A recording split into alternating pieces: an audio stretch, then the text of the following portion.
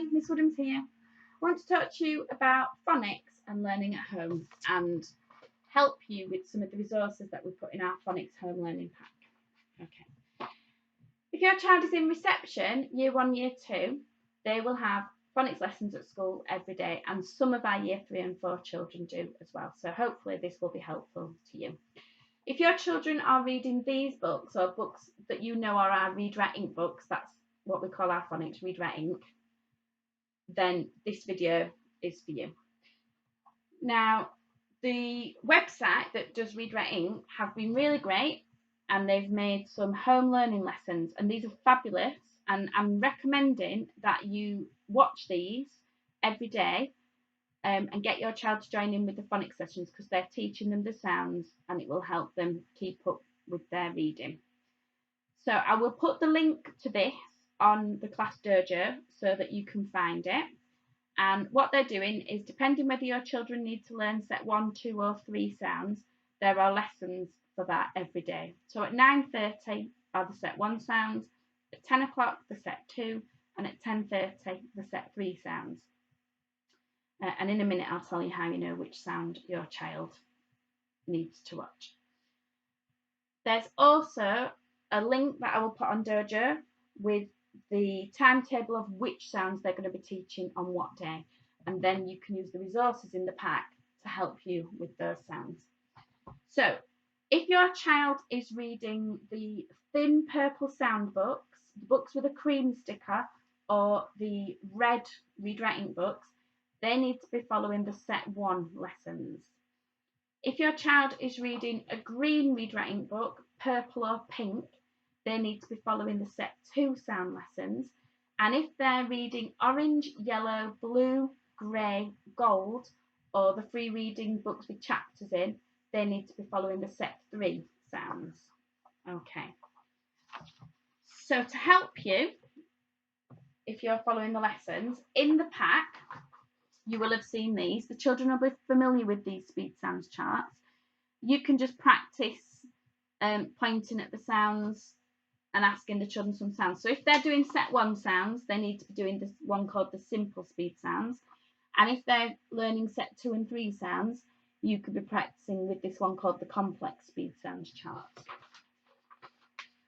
That will make more sense when you watch the Ruth Miskin videos. Now, along with the videos, so that you know which sounds go with which sets, in the pack, I've put a list of the sounds that we teach for set 1, and a list of the sounds that we teach for set 2, and a list of the sounds that we teach for set 3. Now, each sound that we teach has a rhyme. So you might have heard the children say, "A, may I play?" So the rhymes are on here as well. And then when you see the phonics videos and they're talking about the rhymes, you will be able to look at them on here, so you don't have to try and remember every single rhyme. So these are in the pack to help you know which sounds your children are learning and which rhymes will help your children with the sounds. Then let the phonics lessons do the teaching for you. Let the children copy and repeat the sounds from the Ruth Miskin online lessons. Then you can top that up by doing some different games and activities afterwards. So you don't have to go out and buy anything fancy. I've got my cornflakes box here, and I've cut out some of the card from the cornflakes box, and then I've written on some of the set 2 sounds that I've got from my list, and I've written them on the card. I could practice them with the children. We could go E, I, R, we could practice saying them, or you could make it into a bit of a game. So I've made 2 lots, and I could make it into a pairs game. I'll just tilt the screen now. If I lay out the cards, good old-fashioned pairs, bit of practice for the children. Turn over 2 cards. Say the sound R, O. Are they the same? No. Turn them back. Get the children to turn 2 more around. A, I. Are they the same? No. Turn them back. E, E. Yep, they're the same. Winner keeps that set of cards. Children quite like playing games. Be a good one to play. and we don't have to go to any expense, rush out to any shops. I'm pretty sure you've probably got some card from boxes in your house. Then I'm just going to refer to this in the pack. You might be thinking, what's this all about? I've put in lists of words that the children practice reading depending on what sound they're learning. If they've got a 1 or 1.2, 1.3, 1.4 next to them, they're set 1 words that the children practice. If they've got a 2 next to them, they're set 2 words. If they've got a 3, they're set 3 words.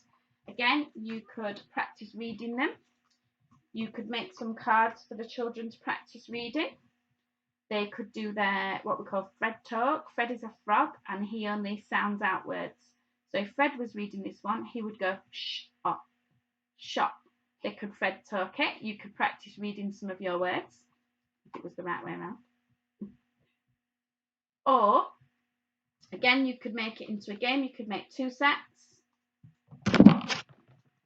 Lay it out like a pairs game. Children turn a card over. They have to Fred talk the word. Is it the same? No, but it's practicing reading the word. Nice little game for them to play. I will put information about the phonics on Dojo, about how to find them online.